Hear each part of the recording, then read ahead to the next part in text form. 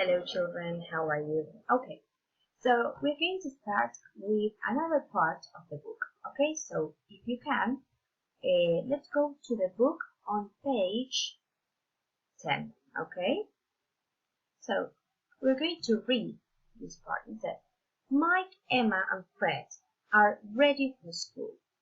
What have they got in their school bags? Mike has got a blue pen and a green sharpener. He hasn't got his books yet. Emma has got crayons and pencils. She has got 2 notebooks too. Fred has got a red sharpener and a green pen. He has got 3 books, 1 for language, 1 for history, and 1 for math. Okay, so we're going to start using this new structure, yes, which is I have got and she has got, for example. So, as you can see here, we're going to use have got and has got, yes, or has got, to talk about possession. ¿Sí? Posesión, lo que uno tiene. Okay? So, we can use have got, for example, to talk about physical description, lo que yo tengo a nivel de descripción física. Por ejemplo, I have got brown hair, I have got brown eyes, o algo que yo poseo, ¿sí? Algo que es mío. For example, I have got a book, I have got a pair of glasses, alright? So, we're going to use have got with the person I, you, we, or they. Yes, for example, I have got a book, you have got a book, they have got a book, and we have got a book. But with she, he, or it, we're going to use has got. Okay? So, for example, he has got a pen. Yes, she has got a pen, and it has got a pen, sorry.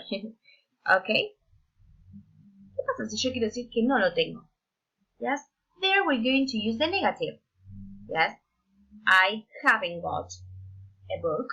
Supónganse que no tengo libro. Entonces digo, I haven't got a book. You haven't got a book. We haven't got a book. And they haven't got a book. Yes, but for she, he, or it, we're going to use hasn't. Entonces, por ejemplo, he hasn't got a book. She hasn't got a book. Yes, significa que no lo tiene. There is a difference. We have to use have got for I, you, we, or they, or haven't got para I, you, we, or they. But for she, he, or it, we're going to use has got, si es que lo tiene, and hasn't got, si es que no lo tiene. Now, how do we make questions? ¿Cómo hacemos las preguntas? Muy simple. We're going to invert the order. ¿Sí? ¿Nosotros con qué empezamos la oración here? With the subject, yes. In the negative and in the affirmative, we start with the subject, with the person. I, you, he, she, it, we, or they. ¿Sí? Esas son las personas, los subject pronouns. But in the interrogative, if you can see here, the sentence doesn't start with the subject pronoun. There is an inversion, una inversión. Entonces, el subject pronoun pasa en la segunda posición y el have o has pasa en la primera posición. ¿Sí? There is an inversion, un cambio de orden. So, we're going to start with have o has, have para I, you, we, or they, and has para she, or it, and then got, y después el resto. ¿Sí? So here, for example, in the text, it says, Mike has got a blue pen and a green sharpener. Who is the person? The person is Mike. ¿Sí? Mike is the same as he. ¿Sí? ¿Por qué? Porque estamos hablando de Mike, de él. So, in that case, we use has got.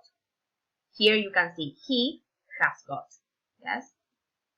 So, Mike has got a blue pen and a green sharpener. Ahora, in the second sentence, it says he hasn't got his books. ¿Qué significa esto? Que no los tiene.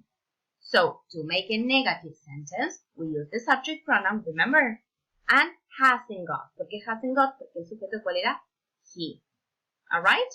Then, for example, in here, Emma has got crayons and pencils. Ella tiene eso. Yes, so that's why we use has got con Emma, porque Emma es igual a she. And then she said, she has got 2 notebooks too. Yes? So, we're going to use has got or hasn't got to talk about she, he, or it. And we are going to use have got and haven't got with I, you, we, or they. Alright?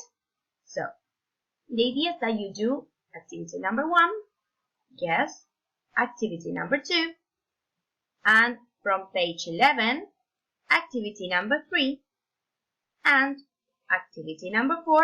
In this one says, ask your friends and tick. You're going to ask someone. Pueden preguntarle a cualquier persona. A parent, a brother, a sister, a friend, online. Le puedes preguntar online. And then it says, now write about your friend. ¿Qué es lo que tienen que hacer? Voy a explicar cada ejercicio separado. In this one, it says, whose object is this? Nosotros, we read a description of different possessions. Leímos como una descripción de cada uno de los chicos que tenía.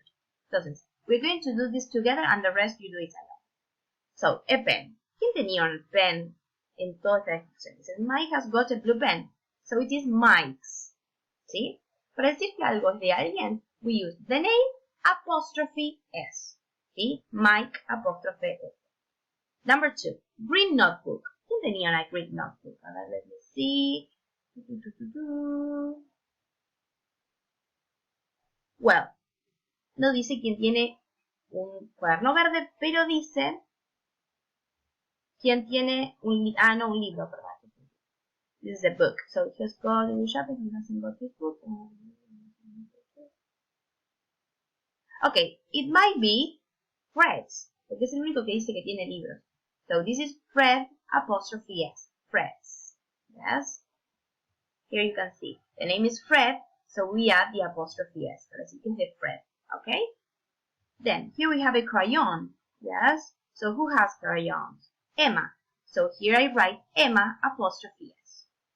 Number 4, a notebook. Okay? So, Emma has got a notebook. She has 2 notebooks. So, this is Emma's. Emma apostrophe S. A red sharpener. Let's check. Who has a red sharpener? Fred has got a red sharpener. So here I'm going to write Fred apostrophe S. Yes, como les mostré antes. Fred apostrophe S. Y acá también. En este y en este era Emma apostrophe S. In number 6 we have green sharpener. Here, Mike. Mike has got a green sharpener. So here I write Mike apostrophe S.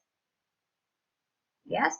I'm going to leave you to do number 7 and number 8 alone. Si los hacen ustedes, el 7 y el 8 los hacen ustedes. Okay. Then in exercise number 2, we have different questions. For example, has Mike got a green pen? Let's see. Mike. Green pen? No, he has got a blue pen. So the answer is no, he hasn't. ¿Sí? Se van a repetir. Estas son las respuestas que pueden utilizar. ¿Sí? So you match the question with the answer. Alright? In exercise number 3, you have to choose the right option. Elegimos la opción correcta. For example, number 1 says, Anne has got or hasn't got a lovable cat. Lovable means muy cariñoso. ¿Sí? Well, is that a cat or what is it? Let me say. I cannot see. Well, okay, sorry, there was a problem with my computer. So I'm going to show you the book here. Let me see if I can change this. Okay, if you can see the book, can you see the book there? So, in this exercise, it says, in this one, right? If you can't read on this. Anne has got and hasn't got a lovable cat. Ahí tiene un gato, ¿sí? Me parece dentro de todo bastante cariñoso. So the option would be, has got or hasn't got. ¿Tiene o no tiene? Yes, there you have to choose the right option. Then in exercise 4, it says, ask your friends and tick. So, le tienen que preguntar a un amigo, o una persona en casa, la que quiera. Y le tienen que hacer preguntas. Por ejemplo, have you got a, for example, number 1, have you got a pen? Sí, y el resto lo hacen ustedes. Have you got a, have you got a, alright? Entonces, if the friend has it, si el amigo o la persona que le preguntan sí tiene, you make a tick. If not, you make it cross. Okay? And then, in number 5, you have to write about that friend. ¿Sí? En el primero hicimos tick si lo tenía o no lo tenía. Pero en el punto 5, la idea es que ustedes armen oraciones. Por ejemplo, voy a hacerlo conmigo, ¿sí? Supónganse que yo cliqué que mi amiga tenía pen, dog, bag, and notebooks. Books. ¿Ok? Entonces yo voy a decir, ok, my friend,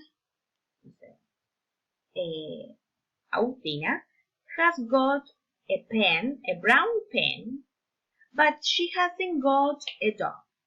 She has got a purple sharpener, but she hasn't got a bag, for example.